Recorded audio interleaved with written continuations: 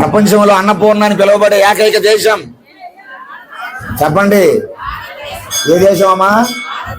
అదేంటి భారతదేశం అంటారు. అలాగైతే అందరూ అమెరికా ఎందుకు వెళ్ళిపోతున్నారు? అమెరికా ఎందుకు పంపించేస్తున్నారు చెప్పండి? అన్నపూర్ణ మన దేశం అయితే అమెరికా ఎందుకు వెళ్తున్నారు? అక్కడ బాగా డబ్బులు ఉన్నాయి. ఏమున్నాయమ్మా? డబ్బులు ఎందుకు ఉన్నాయి అక్కడ?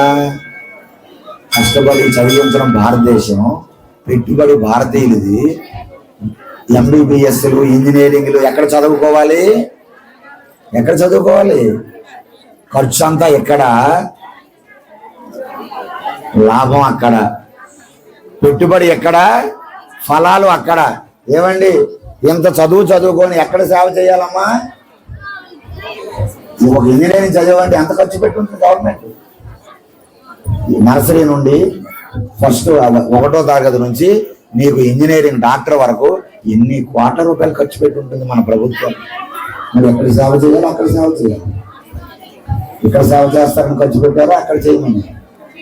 మరి మీ అబ్బాయి ఎవరైనా ఇళ్ళకి వెళ్ళిపోతే మీరు బాధపడతారా, ఆనందిస్తారా? ఆనందిస్తారా, బాధపడతారా? చెప్పండి అమ్మా. ఇళ్ళకి వెళ్ళిపోతే, ఇంత కష్టపడి సంపాదించి చదివి పెట్టి ఇళ్ళకి వెళ్ళిపోతే మీరు బాధపడతారా లేదా? మరి అమెరికా వెళ్ళిపోవడం అంటే ఇళ్ళరకం కాదా? ఇళ్ళరకం కాదా? కెనడా వెళ్ళిపోతే ఇళ్ళరకం కాదా? ఆస్ట్రేలియా వెళ్ళిపోతే ఇళ్ళరకం కాదా? మరి భారతదేశంలో పెట్టుబడి పెట్టాలి. అక్కడేం పెట్టుబడి అక్కర్లేదు, హాయిగా వెళ్ళి అక్కడ ఆ జ్ఞానం వస్తున్నాడు, జ్ఞానాన్ని ఖర్చు పెడుతున్నాడు. మరి ఆ దేశం డెవలప్ అవ్వకపోతే ఏమమ్మా? ఇండియా ఈజ్ రిచ్, ఇండియన్ సరుకు. భారతదేశం సంపదలు ఉండేటటువంటి వేద దేశంగానే ఉండిపోతుంది. ప్రతిరోజు 5,000 మంది వెళ్ళిపోతున్నారు. ద గ్రేట్ స్కాలర్స్, గొప్ప గొప్ప చదువుకునేటువంటి IBM, IIT, సాఫ్ట్వేర్, హార్డ్వేర్, గొప్ప గొప్ప డాక్టర్స్ అందరూ కూడా రోజుకి 5,000 మంది భారతదేశం నుంచి వెళ్ళిపోతున్నారు. నెలకి ఎంతమంది? 1,00,000 నెలకి. మరి వీళ్ళకి పెట్టుబడి ఎంత అమ్మా? ఎంత తల్లి? ఎన్ని కోట్ల రూపాయలు పెట్టుబడి. నీకు ఇంజనీరింగ్ చదివించాలంటే ఎవరు పెట్టారు పెట్టుబడి? నీకు ఎక్స్పెరిమెంట్స్కి, నీకు రకరకాల ఏమంటారు, గ్రామాలకు వెళ్ళి మీరు ఏం చేస్తారు? సర్వేలు చేస్తుంటారు కదా, సర్వే రిపోర్ట్ ఏదో అంటుంటారు. ఎంత ఖర్చు పెడుతుంది మన ప్రభుత్వం?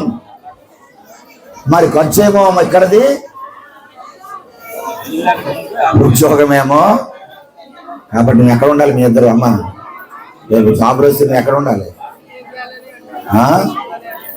భారతదేశంలోనే ఉద్యోగం చేస్తే దేశభక్తి. భారతదేశం విడిచిపెట్టి ఎక్కడికో డబ్బులు బాగేస్తానని పోతే అది దేశ హితం కాదు, దేశహితం కానే కాదు. కాబట్టి ఇక్కడ కూర్చుని మీ అందరూ మీ పిల్లలకి ఏం చెప్తారు? నేను ఆయన జాబ్ అంటూ వస్తే ఎక్కడ చేయాలిరా? ఎక్కడ చేయాలి? ఎందుకమ్మా ఇక్కడ ఏం డబ్బులు ఉన్నాయమ్మా? మరి వెంటనే అంటాడు, అమ్మాయి అంటుంది, భారతదేశంలో ఏముందమ్మా, ఇక్కడ ఏం శాలరీ ఇస్తారమ్మా? భారతదేశంలో ఇంజనీరింగ్ కోర్సు పూర్తి చేయొచ్చా నీకు? భారతదేశంలో MBBS కోర్సు పూర్తి చేయొచ్చా? భారతదేశంలో ఏమీ లేదా? ఏమీ లేకుండా నువ్వు ఇంజనీరింగ్ ఎలా పూర్తి చేసావురా? IIT ఎలా చేసావురా నువ్వు? నీకు డబ్బులు పెట్టాలి ఇక్కడ. నువ్వు ఉద్యోగం ఎక్కడ చేసుకుంటావు? ఎక్కడ చేసుకుంటావు? ఇతర దేశాలు. ఇది దేశద్రోహం కాదా? చెప్పండి అమ్మా, చెప్పండి. నన్ను క్షమించాలి, ఈ మాట అన్నందుకు నన్ను క్షమించండి. దేశద్రోహం కాదా? ఏ స్వామి, మన బిడ్డలే దేశద్రోహం చేస్తున్నారు. కష్టపడి సామాన్యులు అంత ట్యాక్సులు కడితే ఆ ట్యాక్సులన్నీ కూడా చదువు రూపంలో ఖర్చు పెడితే చివరికి సమాజానికి సేవ చేస్తారనుకుంటే ఉండడం లేదు. మొన్న ఒక సెంట్రల్ మినిస్టర్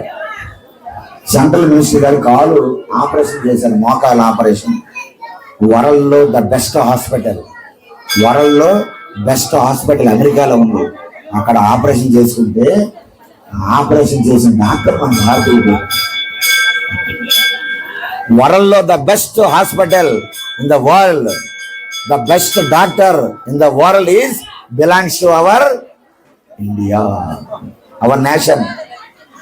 ప్రపంచంలో అగ్రగామి డాక్టర్ ఎవరండి అంటే ఆ డాక్టర్ మన భారతీయుడు అండి. ఆశ్చర్యపోయాడు నా సెంట్రల్ మినిస్టర్.